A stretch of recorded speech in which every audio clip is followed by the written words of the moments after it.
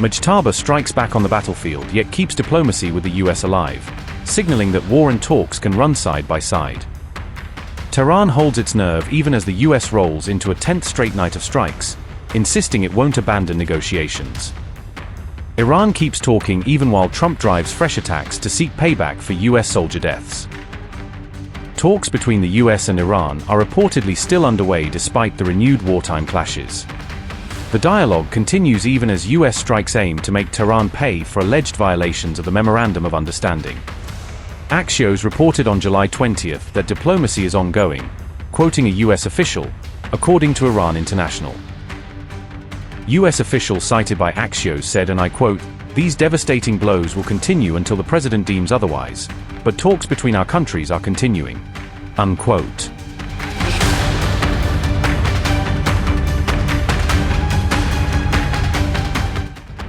Iran is widening the battlefield, and America's Gulf allies now find themselves directly in the line of fire.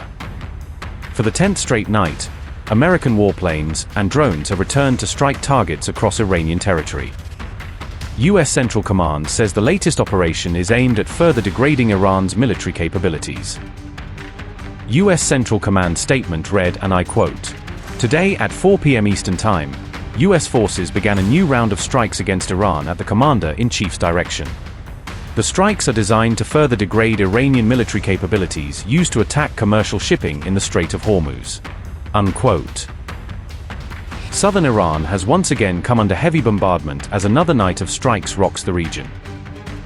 Iranian media reported fresh explosions in Bandar Abbas and Sirik as air defenses scrambled into action. The Revolutionary Guard claims it intercepted an American cruise missile during the latest wave of attacks. Air defense batteries were activated around the Bushehr nuclear area after reports of incoming threats. Residents reported loud explosions while Iranian defenses attempted to repel the attacks. Tehran now accuses Washington of targeting the Darkhovin nuclear facility during the latest offensive. Iran is calling on the international community to condemn what it describes as unlawful aggression. The Iranian government says it has formally raised the issue before the UN Security Council. Meanwhile, another maritime incident has intensified fears over security in the Strait of Hormuz. Reports say an unidentified projectile struck a commercial tanker in one of the world's busiest shipping lanes. Iranian media says this is yet another attack threatening global energy routes. Qatar has publicly condemned Iran's latest attacks, warning that the conflict is becoming increasingly dangerous for the Gulf region. Qatar's Ministry of Foreign Affairs statement read, and I quote, "The state of Qatar condemns in the strongest terms the renewed attacks launched by the Islamic Republic of Iran on the territories of both the sisterly state of Kuwait and the sisterly kingdom of Bahrain, and considers them a flagrant violation of the sovereignty and territorial integrity of the two countries, and a blatant breach of international law, the Charter of the United Nations and the principles of good neighborliness." The Ministry of Foreign Affairs confirms that the continuation of these attacks constitutes a dangerous escalation that will complicate efforts to contain tensions and undermine political and diplomatic endeavors aimed at achieving security and stability in the region. The ministry stresses the need for an immediate and complete cessation of all military actions and attacks that threaten the security and stability of the region, refraining from anything that would widen the circle of escalation, a serious return to the path of dialogue and negotiations, and commitment to the understandings achieved through diplomatic efforts.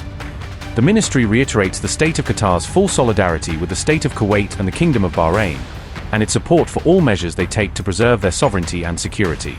Unquote. The Gulf region is facing mounting pressure as Iran expands its military response beyond its own borders. Kuwait and Bahrain remain at the center of Tehran's warnings as regional tensions continue to rise. Missiles, drone attacks, and airstrikes are pushing the Gulf conflict into a far more dangerous phase. Neither Washington nor Tehran appears willing to ease military operations as the confrontation intensifies. The Strait of Hormuz remains the world's most volatile flashpoint, with every new strike raising the risk of wider war. I think CENTCOM has laid it out exactly what the objectives are. The only reason why the U.S. is conducting strikes is against assets of Iran that are being used to attack global commercial shipping. The Straits of Hormuz are international waterway, and they continue to launch against ships in that international waterway.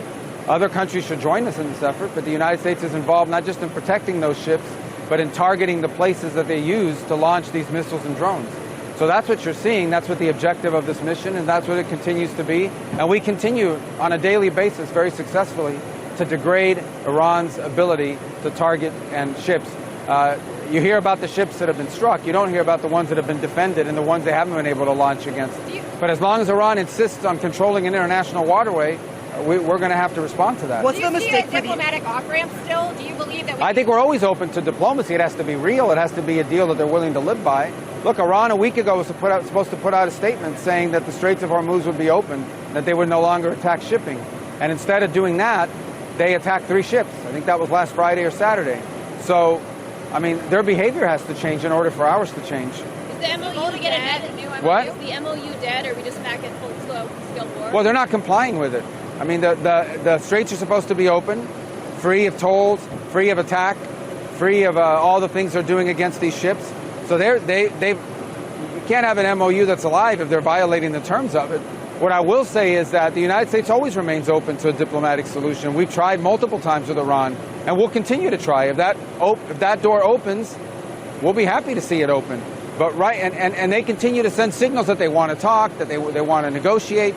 But their behavior is what we're responding to. And their behavior is they're launching missiles and drones against ships, including tonight. What was your reaction to the president saying he wanted to charge a 20% toll on cargo in the Yeah, but I think what the president was saying basically is that the United States, every night is taking on the burden of protecting global shipping.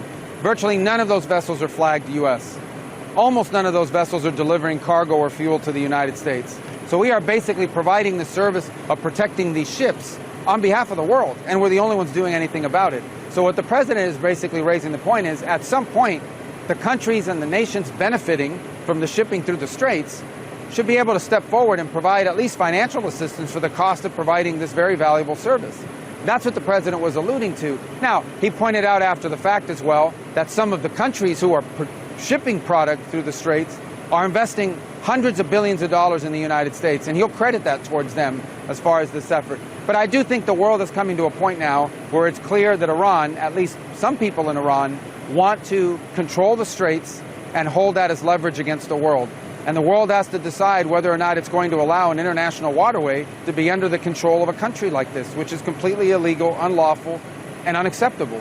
The United States will do and continue to do what it needs to protect global shipping, but other countries need to begin to step up and provide, whether it's hardware or finances, to help carry that burden. It is not the United States' job to protect shipping for the entire planet forever. Can you tell us about your meeting with the Lebanese president today? Very positive this morning. I think, as I said, the future of Lebanon, the best thing that could happen for Lebanon is to have a government, a legitimate government, his government, that controls the country. The biggest problem Lebanon has is that you have a political movement that also has an armed militia that is not just well-armed and trained and equipped and financed by Iran, but they use that to conduct terrorism, particularly against northern Israel. And that as long as that problem exists, Lebanon will never truly be at peace. And so how do you defeat Hezbollah? How do you replace Hezbollah? You defeat and replace them with a government that is strong enough to be the sole source of arms in the country. And so we lost people in Jordan after there was a strike. A missile got through. We shot down almost all the missiles. One leaked through, hit the wrong place, and tragically, and it's heartbreaking. And our hearts go out to these families. These are heroes that pay the ultimate price. We also lost a service member in Iraq unrelated to combat.